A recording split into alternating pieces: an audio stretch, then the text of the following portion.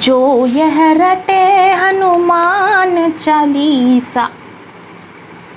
आप लोग सोच रहे होंगे कि मैं गलत पंक्ति गा रही हूँ। जी हाँ, ऐसी तो होती नहीं है। होती तो ये है, जो यह पढ़े हनुमान चालीसा होए सिद्ध सा की गौरी सा। मैंने फिर ऐसा क्यों गाया कि जो यह रटे हनुमान चालीसा होए सिद्ध सा की गौरी सा? सोच में पड़ गए। जी हाँ, आपकी सोच को ही बदलने के लिए मैंने ये गलत पंक्ति गाई। भगवान मेरे हनुमान बाबा, मेरे परमेश्वर, मुझे माफ़ करना क्योंकि मैंने आपकी पंक्ति गलत गाई। लेकिन हाँ, मेरे अपनों को ये बात बताने के लिए, समझाने के लिए ये गानी बहुत ज़रूरी थी। देखिए, हनुमान चालीसा में भी ये पंक्ति दे रखी है कि जो यह पढ़े हनुमान चालीसा होई सिद्ध सा की गौरी सा। तुलसीदास सदा हरिचेरा कीजे नाथ हृदय में डेरा। लेकिन हम गलती क्या करते हैं? हम हमेशा रटते हैं। हम जब भी हनुमान चालीसा पढ़ने के लिए बैठते हैं या कोई भी चालीसा हो, चाहे दुर्गा चालीसा हो, चाहे हनुमान चालीसा हो, कोई भी आरती हो या कुछ भी हो, जब भी हमको वो कंठस्थ याद हो जाती है तो हम उसको रटना स्टार्ट कर देते हैं। जय श्री कृष्णा, मैं रोहिणी दीक्षित आपका स्वागत और अभिनंदन करती हूँ आपके अपने इस YouTube चैनल पर जिसका नाम है डॉक्टर रोहिणी दीक्षित। और हाँ, अगर आप मेरे इस YouTube चैनल पर नए हैं तो इस चैनल को सब्सक्राइब करना बिल्कुल ना भूलें और बेल आइकन पर क्लिक करना भी बिल्कुल ना भूलें, जिससे कि आपको समय रहते मेरे वीडियोज़ जो हैं प्राप्त हो जाए। और वहीं पर आज मैं आपको बताने जा रही हूँ हमसे होने वाली कुछ गलतियाँ जो कि पूजा पाठ, जो कि हमारे ग्रंथ पढ़ते हुए हो जाती हैं। उससे पहले बात कर लेते हैं कर्मा टर्न्स अराउंड। हम जैसा करते हैं हम वैसा ही पाते हैं। ये कलयुग है जनाब। यहाँ धर्म से इंसान नहीं है, यहाँ इंसान से धर्म है। धर्म से इंसान था तब भी द्रौपदी के साथ गलत हुआ था, और आज क्योंकि इंसान से धर्म है तो इंसान जो भी करता है वही उसका धर्म होता है। अब आप सही कर रहे हैं तो वो आपका धर्म है और गलत कर रहे हैं वो आपका धर्म है। किसी भी चीज़ पर आज के ज़माने पर उंगली नहीं उठाई जा सकती, तो इसीलिए सोच समझकर सारी चीज़ें करें। वहीं पर पूजा में आ रही कुछ गलतियाँ, पुस्तक जो कि ग्रंथ पढ़ते हुए करने वाली कुछ गलतियाँ, वहीं पर हमारे अहम और वहम में आकर हम कुछ गलतियाँ कर बैठते हैं, उसके बारे में आज मैं आप लोगों को आगाह सावधान करने के लिए आई हूँ। अगर आप भी ऐसी गलती करते हैं तो प्लीज़ आगे से बिल्कुल इस तरीके की गलतियाँ ना करें। ये गलतियाँ हमारी पूजा को, हमारी उपासना को, हमारे ईश्वर पे जो हम अपने भाव समर्पित करते हैं वो कहीं ना कहीं उसकी जो फीलिंग्स होती हैं, उसका जो वे होता है वो गलत हो जाए। आप जो यह रटे हनुमान चालीसा होए सिद्ध सा की गौरी सा, इस तरीके से आप अपनी पूजा को सिद्ध नहीं कर सकते क्योंकि पंक्तियों में ही ऐसा नहीं लिखा है। लेकिन जब हमको कोई भी ग्रंथ हो, कोई भी चालीसा हो, कोई भी पाठ हो, जब हमें कंठस्थ याद हो जाता है तो हम अपने अहम और वहम में आ जाते हैं। कहीं ना कहीं ईगो इससे झलकता है। ईगो, आप सोच रहे होंगे ईगो कहाँ से आ गया, हम तो सिर्फ पूजा कर रहे हैं, भक्ति कर रहे हैं। लेकिन ईश्वर के सामने में आप क्या साबित करना चाहते हैं कि आप बहुत विद्वान हैं? आपको जो ये किताबें हैं जिनके द्वारा आपने उनकी भक्ति करना सीखा था, आज आप उनको त्याग कर आप ईश्वर को पाने के मार्ग पर निकल चुके हैं। जी नहीं, इस तरीके से आप बिल्कुल ना करें। हमेशा ही ईश्वर के सामने में मस्तक झुकाकर, पहले ही अपनी गलतियों की माफ़ी मांगकर, पूरी अच्छी तरीके से, भले ही आपको याद हो, आपको रटी हुई हो, उसके बाद में भी आप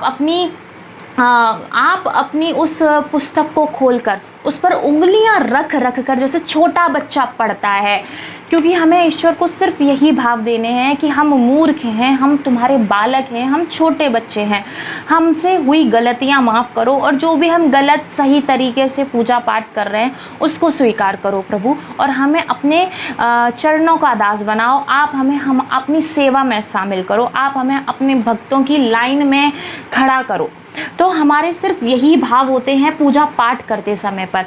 और जब हम बिना किताब के पढ़ते हैं तो उसमें कहीं ना कहीं अहम और वहम नज़र आता है। जैसे कि रावण को होता था जब वो शिव जी की पूजा करा करता था, तो वो कहीं ना कहीं, क्योंकि उसको इस चीज़ का घमंड हो गया था कि वो जो है महादेव का परम भक्त है, और वो वाला घमंड, वो वाली चीज़ें हमारे अंदर नहीं आए।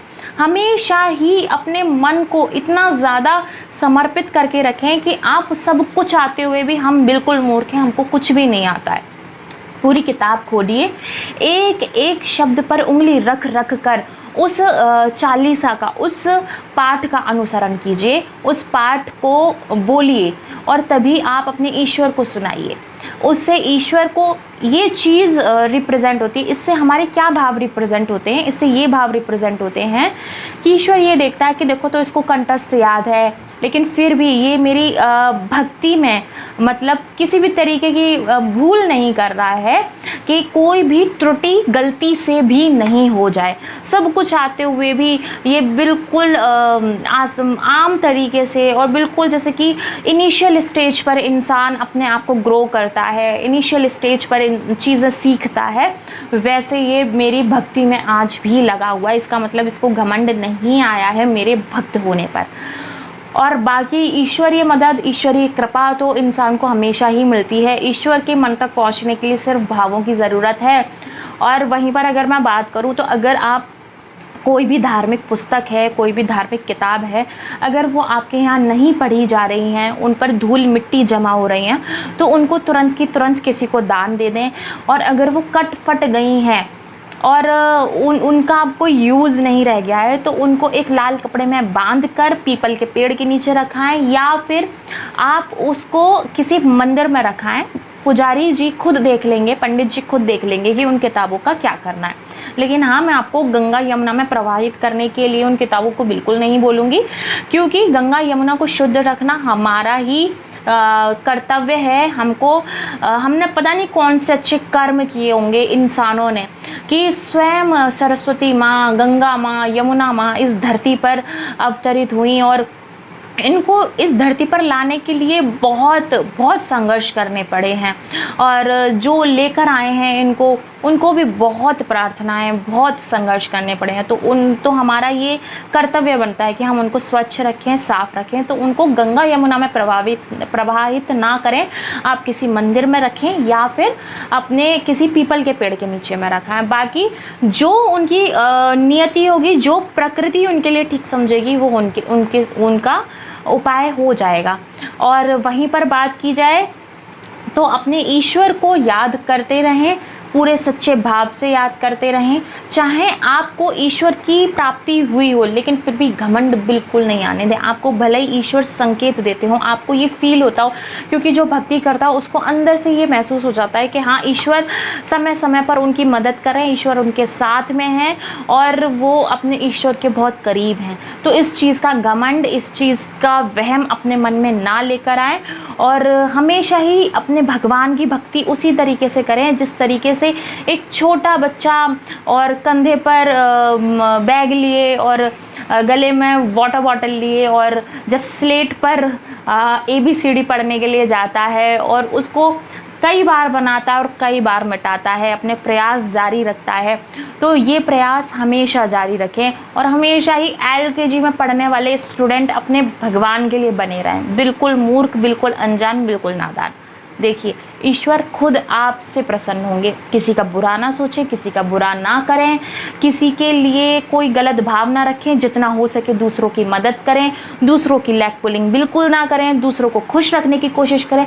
सबसे पहले खुद को खुश रखने की कोशिश करें, क्योंकि जब हम खुद को खुश रख सकते हैं तभी हम दूसरों की मदद कर सकते हैं। और आपने एक चीज़ गौर की होगी, जब आप बहुत ज़्यादा हंसते हैं, बोलते हैं, तो लोग आपसे आगे से कनेक्ट करना शुरू कर देते हैं, क्योंकि वो आपका राज जानना चाहते हैं कि आपकी खुशी का राज क्या है। तो अपने अंदर में वो वाला राज हमेशा दबा कर रखें और लोगों को अपने आप से जोड़ते रहें। तब तक के लिए आपसे विदा चाहूँगी। जय श्री कृष्ण।